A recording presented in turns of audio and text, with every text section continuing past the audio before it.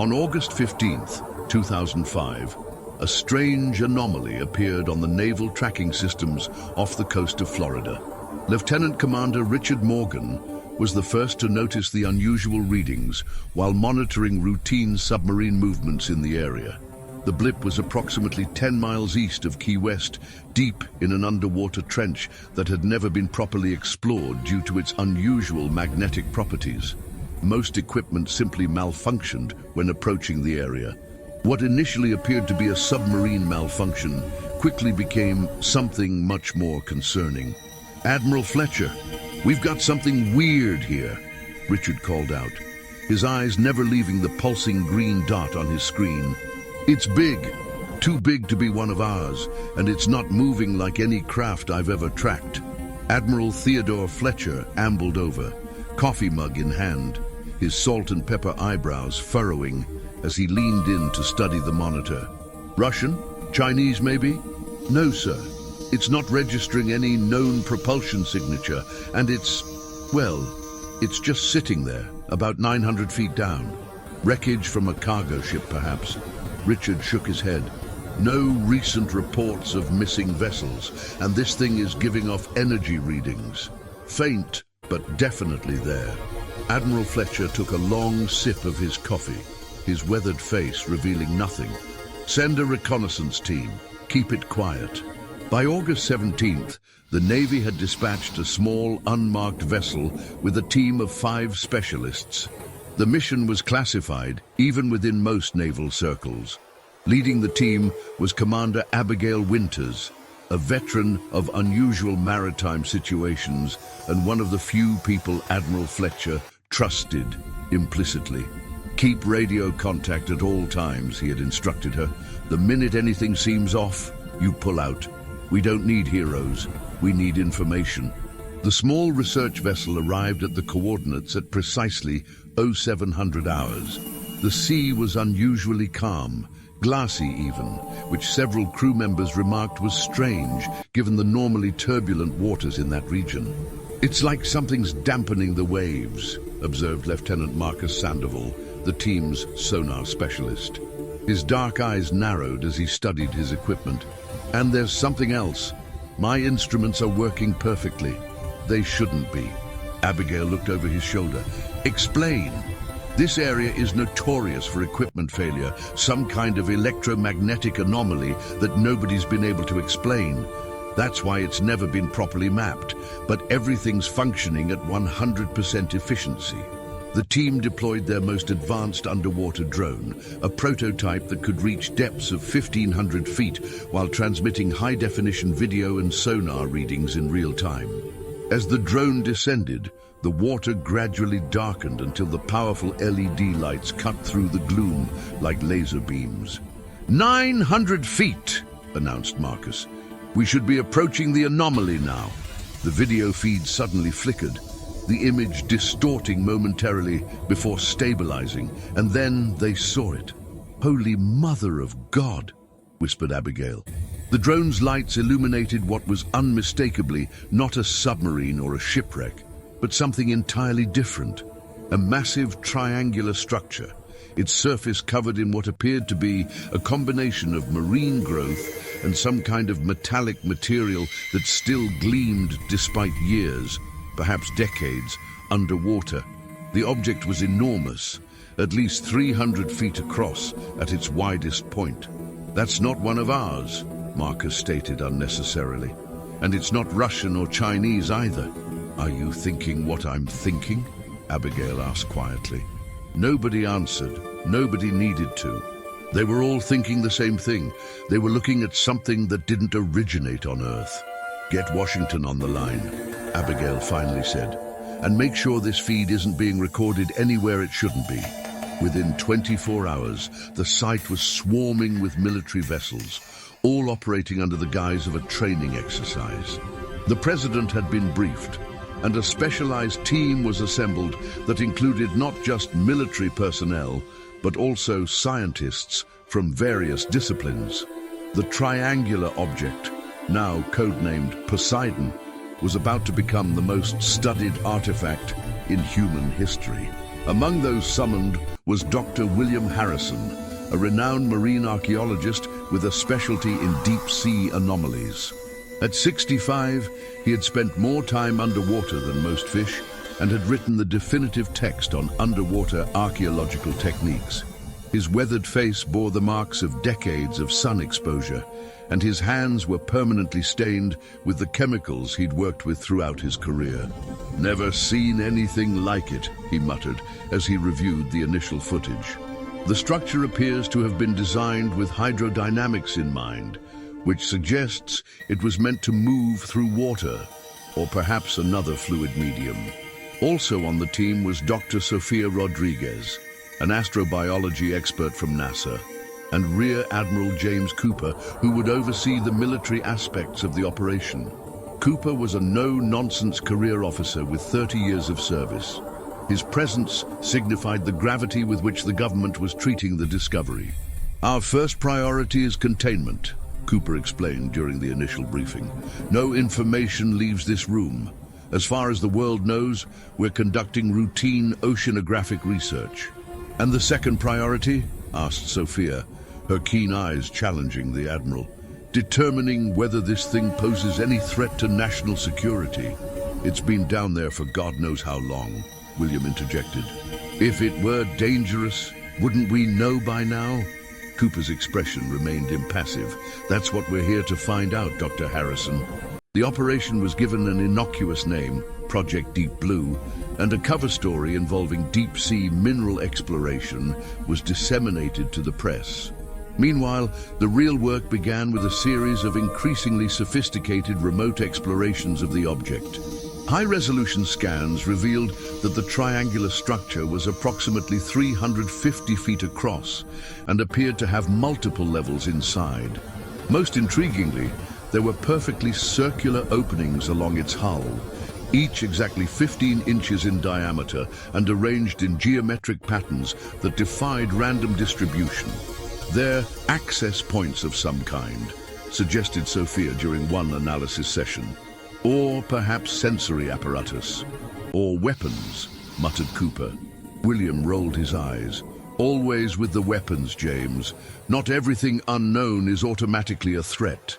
"In my experience, Dr. Harrison, unknown usually equals unpredictable, and unpredictable is just another word for dangerous." The bickering between military caution and scientific curiosity continued for days as more data poured in. The object's hull was composed of an unknown alloy that resisted all attempts at sampling. Remote scans couldn't penetrate more than a few feet into the structure, suggesting some kind of shielding technology. But perhaps the most baffling discovery came from the marine biologists on the team, who noted unusual behavior from the local dolphin population. Pods of dolphins were congregating around the ships, behaving in ways that defied known patterns. They seemed to be patrolling the area with organized swimming formations that some observers described as almost military. "It's as if they're guarding it," remarked Dr. Layla Jackson, the team's marine mammal specialist. "I've never seen cetaceans behave this way. They're maintaining a perimeter, communicating in ultrasonic frequencies we can barely detect with our equipment." Meanwhile, in Seattle, Washington, a 35-year-old oceanographer named Michael Cooper was teaching his undergraduate class about deep-sea trenches when his phone buzzed with a text message from an old college friend now working at the Pentagon. "They found something in the Atlantic, something big. Check your email." Michael's hands trembled slightly as he opened his inbox. Unlike his students, Michael had a personal connection to mysterious oceanic phenomena. His father, Captain Thomas Cooper, had disappeared in the Atlantic 30 years earlier while commanding a research vessel investigating unusual magnetic anomalies in the same region where the triangle had been discovered. The official report had concluded that the ship, the Horizon, had likely sunk in a sudden storm. But no wreckage was ever found, and young Michael had grown up obsessed with finding out what had really happened to his father and the crew of 23 who had vanished without a trace. The email contained only a heavily redacted document with a classified logo at the top and a brief note. They're looking for experts. Your specialization in deep-sea magnetism puts you on the shortlist. If you're interested, say nothing to anyone and come to the attached coordinates for briefing. Michael cancelled his classes for the week, citing a family emergency, and was on a military transport plane within 24 hours. His heart raced with the possibility that after 3 decades, he might finally discover what happened to his father. When he arrived at the floating research platform that had been established above the Poseidon site, Michael was immediately struck by the scale of the operation. Multiple vessels surrounded a central platform, and security was tight enough to make a presidential detail look casual. After passing through several checkpoints, he was led to a briefing room where Admiral Cooper was waiting. "Dr. Cooper," the Admiral said, extending his hand, "thank you for joining us on such short notice." "I came as soon as I could," Michael replied, his eyes darting to the screens displaying various angles of the triangular object. That's why you're here," Cooper confirmed. "We believe it may be connected to several mysterious disappearances in this region over the past century, including, potentially, the Horizon incident." Michael's breath caught in his throat. "My father's ship," Cooper nodded solemnly. "We've reviewed the data from that expedition. The magnetic anomalies they were investigating match what we're seeing now, only much stronger. We think whatever affected the Horizon 30 years ago is related to this object." "I want to see everything you have," Michael said firmly, "in due time. First, I need to know if you're prepared to compartmentalize your personal connection to this. We need your expertise, but not if it clouds your judgment." Michael met the Admiral's gaze steadily.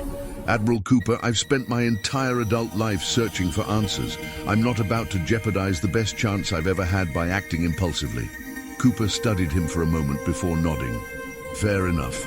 Welcome to Project Deep Blue." Over the next few days, Michael was brought up to speed on all aspects of the discovery. He worked closely with the scientific team, particularly with Doctors Harrison, Rodriguez, and Jackson.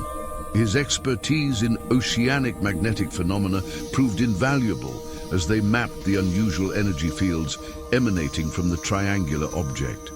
"The pattern isn't random," Michael explained during one briefing, pointing to a complex visualization he had created.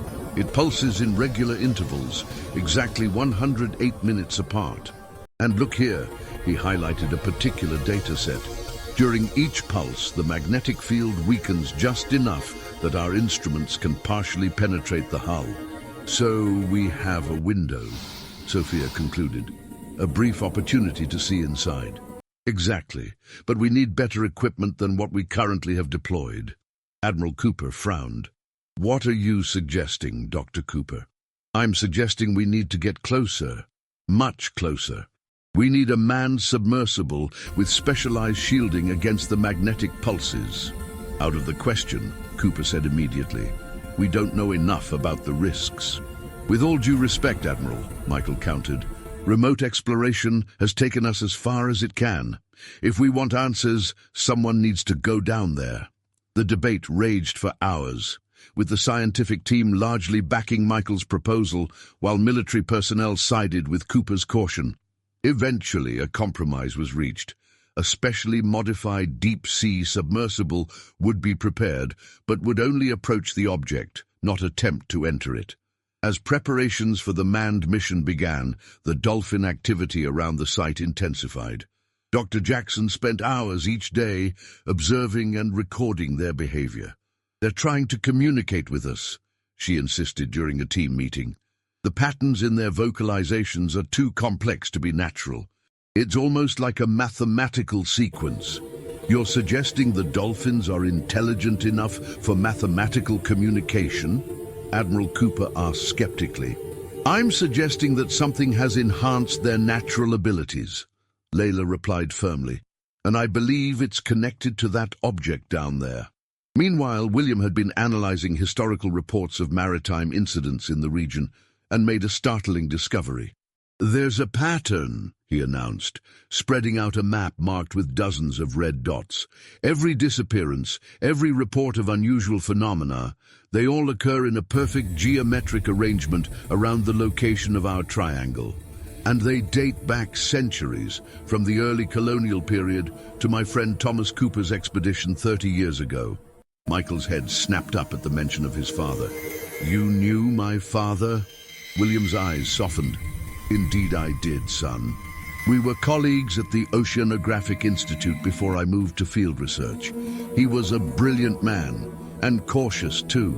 Whatever happened to the horizon wasn't due to recklessness. I can tell you that much." Michael swallowed hard. "Thank you. That means a lot." As the day for the submersible mission approached, tensions on the platform increased. The specialized craft, named the Venture, had been equipped with every sensor known to science and reinforced against the magnetic anomalies. It would carry a crew of 3, Michael as the scientific lead, Lieutenant Olivia Blackwood as pilot, and Dr. Harrison for his archaeological expertise. The night before the mission, Michael couldn't sleep. He stood on the deck of the platform, staring out at the dark water where, 900 feet below, lay the answers he had sought for most of his life. He was so lost in thought that he didn't notice Sophia approaching until she was beside him. "Nervous about tomorrow?" she asked quietly. Michael smiled wryly. "Terrified, but not enough to back out. That's the definition of courage, I think. Being afraid but doing it anyway." They stood in companionable silence for a moment before Sophia spoke again. "There's something I haven't told the others yet. I wanted to confirm my analysis first." Michael turned to look at her. "What is it? The alloy in that triangle? I've been comparing it to every known material in our databases. The closest match, and it's not very close, is a theoretical composite that NASA engineers designed for interstellar travel. A material that could withstand the stresses of traveling at relativistic speeds. You're saying it's a spacecraft. I'm saying it's definitely not from around here, and wherever it came from, it traveled a very long way to get here." The implications hung between them in the night air. If Sophia was right, humanity was no longer alone in the universe, and hadn't been for some time. The following morning, the Venture was prepared for its historic descent. The submersible looked like a futuristic beetle, its reinforced hull gleaming under the morning sun. The launch procedure went smoothly, and soon Michael, William, and Lieutenant Blackwood were descending into the depths. "Passing 400 feet, Olivia reported calmly. "All systems nominal. Magnetic field strength increasing, but within expected parameters," added Michael, monitoring his specialized equipment. William, despite his decades of underwater experience, couldn't help but press his face to one of the small viewports like an excited child. "Just think, we might be the first humans to make direct contact with an extraterrestrial artifact. Puts my lifetime of shipwrecks in perspective." As they approached the 900-foot mark, the water around them began to take on an unusual quality, a faint luminescence that seemed to emanate from no particular source. "Are you seeing this?" Michael asked, pointing to the ghostly blue glow. "Bioluminescent organisms, perhaps," suggested William, though he didn't sound convinced. "No known species creates this effect," Michael replied. "And look, it's getting stronger as we get closer to the triangle." Suddenly, their communications with the surface crackled with interference. This. Cooper, we're in unusual activity. Proceed. Caution." We're losing them," Olivia noted, adjusting controls to compensate. "And the magnetic readings are spiking. We're entering an active phase earlier than predicted." "We need to back off," William said firmly. "Return to a safe distance until the phase passes." Michael hesitated, staring at the readings. "Wait, look at the pattern. It's different this time. The pulses are shorter, more frequent. It's almost as if what?" prompted William. "As if it's reacting to our presence. As if it knows we're here." Before either of his companions could respond, a school of dolphins appeared in their external lights, swimming in tight formation directly toward the submersible. "What in the world?" Olivia murmured. The dolphins surrounded the venture, their movements so synchronized they seemed to be moving as a single organism. Then, unexpectedly, they began to guide the submersible, nudging it gently but unmistakably toward the triangular object. "They want us to follow them," William realized. "Or they're trying to push us away from danger," countered Olivia. "No," Michael said with strange certainty. "They're guiding us. They've been guarding this thing for decades, maybe centuries, and now they're inviting us in." The lead dolphin, a massive male with distinctive scarring on his dorsal fin, swam directly in front of the venture's main viewport, staring in at the human occupants with an intelligence that sent shivers down their spines. Then it made a deliberate motion with its head, indicating they should continue forward.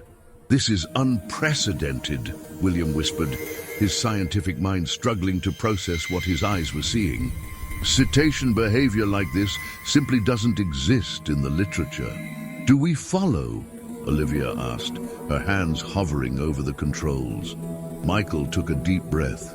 "Yes, but maintain minimum safe distance from the triangle itself." As they approached the massive structure, details became clearer through the strange blue luminescence. The surface wasn't simply covered in marine growth as they had initially thought. The growth had formed in specific patterns, following underlying structures in the hull itself. It was as if the ocean life had been deliberately cultivated to hide the true nature of the object. "Look at those circular openings," William pointed. "They're arranged in a pattern that reminds me of ancient astronomical charts, like they're mapping constellations."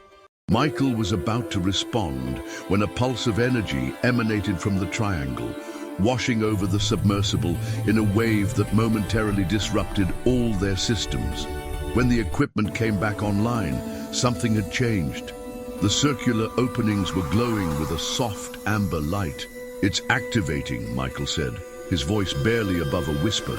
Suddenly, their sonar picked up movement from within the triangle. Something was emerging from one of the larger openings, something that moved with purpose through the water. "We should retreat," Olivia suggested, tension evident in her voice. "No," Michael replied, his eyes fixed on the approaching shape. "We came for answers. I'm not leaving without them."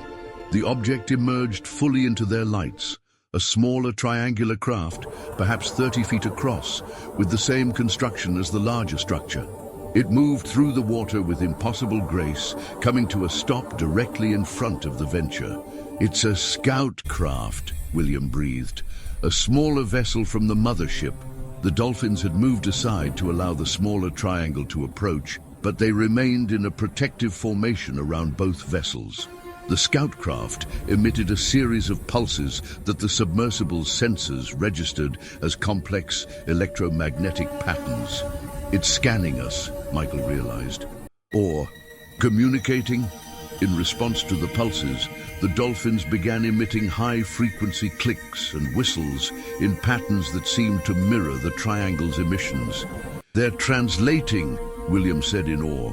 "The dolphins are acting as intermediaries." For several minutes, this bizarre three-way interaction continued, the triangle pulsing, the dolphins responding, and the humans watching in stunned silence. Then abruptly the scout craft moved closer and extended what appeared to be a docking mechanism toward the venture. "It wants us to connect," Michael said. "That's insane," Olivia protested. "We have no idea what will happen if we do." "I've spent my entire life searching for what happened to my father," Michael replied quietly. "His last communication mentioned seeing something in the water, something that shouldn't exist. I think this is what he saw. I think this is what took the horizon." After a tense discussion, they made the decision to allow the connection.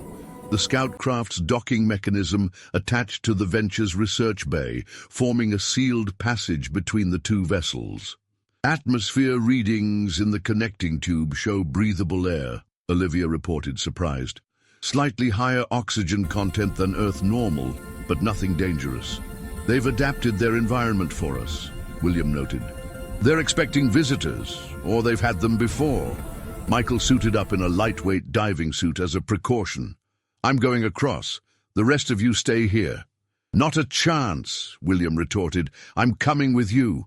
These old bones still have one great adventure left in them. After ensuring Olivia had emergency protocols in place, the two scientists entered the connecting tube. The passage was short, but felt like crossing a threshold into another reality. At the end, they encountered what appeared to be an airlock of alien design. William studied the mechanism. Intuitive design. I think this symbol here means open. He pressed the indicated panel, and the airlock cycled with a soft hiss. When the inner door opened, they stepped into a chamber unlike anything human eyes had seen before. The interior of the scout craft was a single room with walls that seemed to shift between solid and translucent. Symbols glowed along curved surfaces, and in the center was what appeared to be a control console designed for beings with very different proportions than humans. "It's beautiful," William murmured, taking careful steps into the chamber. As they moved further in, the door sealed behind them, and the entire craft began to move.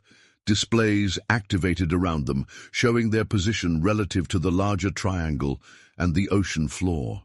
"We're being taken inside the mothership," Michael realized, watching as the scout craft maneuvered toward one of the larger openings in the main structure.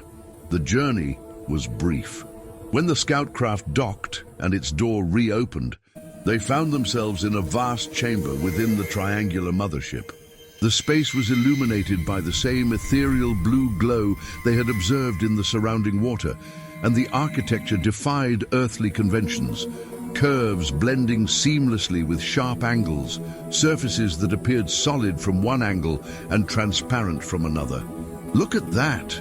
William pointed to what appeared to be a timeline inscribed along one wall, filled with symbols and images depicting Earth through various historical periods. "They've been watching us for centuries."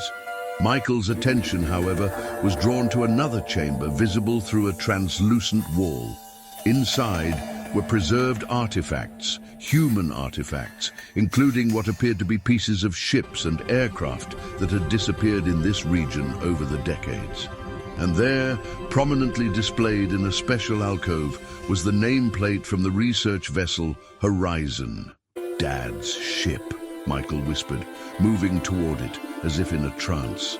"They did take it. William placed a comforting hand on Michael's shoulder. But why preserve these artifacts? What were they studying? Before Michael could respond, a section of the floor began to illuminate, and a holographic display activated in the center of the chamber. It showed Earth, then zoomed in on the ocean where they now stood. A representation of the triangular mothership appeared, then hundreds more like it scattered across Earth's oceans. "They're everywhere," William gasped, "hidden in every ocean." The display shifted to show strange beings, not quite humanoid, with elongated features and an almost aquatic quality to their form. The beings were interacting with primitive dolphins, then with more evolved ones over what appeared to represent millions of years. They've been guiding dolphin evolution, Michael realized, creating a species that could serve as intermediaries between them and us. The final image in the sequence showed humans and the aliens working together, with dolphins as facilitators of communication. It was a vision of cooperation, not conquest. As the hologram faded, a new door opened, revealing a chamber they hadn't noticed before. Inside was a preservation pod of some kind, and within it was a human figure, an older man in the uniform of a research vessel captain. "Dad," Michael whispered, stumbling forward. The preservation pod was sophisticated technology beyond human understanding, but its purpose was clear. Captain Thomas Cooper was being kept in suspended animation, perfectly preserved as he had been 30 years earlier. "He's alive," William confirmed, checking the monitoring systems that were designed to be comprehensible to humans. "Perfectly preserved. They've been keeping him safe all this time." "But why?" Michael asked, his voice breaking with emotion. "Why take him? Why keep him?" Another holographic display activated, showing Captain Cooper's ship encountering the Triangle 3 decades earlier. Unlike the Venture, the horizon had not been prepared for the magnetic anomalies, and systems had failed catastrophically. The aliens had saved the captain, but had been unable to save the rest of the crew. They couldn't communicate with him effectively.